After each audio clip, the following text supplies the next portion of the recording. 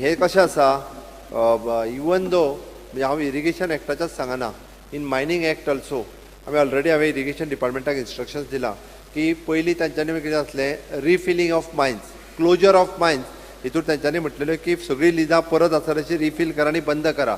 आमी तांकां लेटर धाडलां. Refill of mines the closure of मायनिंगांतली ही तळी जी आसा ती तांच्यांनी हँड ओवर करपाची WRD कडेन इरिगेशन डिपार्टमेंटाक हँड ओवर करपाची.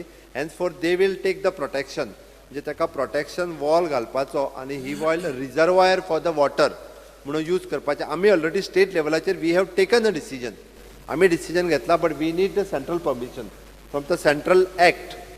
सेंट्रल आमकां मायनिंग एक्ट हाचें परमिशन लागतलें. अदरवायज सेंट्रल मायनिंग एक्टा प्रमाणे mining closure is there but we are not closing that. हांवें म्हटलां खंयचीच लीज मायन जी खणलेली आहा पळय न्ही ती ह्यान फुडें बंद करपाची ना. कारण ती बंद आमकां रिजर्वायर म्हणून वापरुया. फक्त ताका सायडींतल्यान प्रोटेक्शन दिवन तें उदक जें आसा आयदर म्हाका दिसता ड्रिंकींग पर्पजूय वापरचें पडटलें आनी for the irrigation purpose also. So that definitely we are taking that also.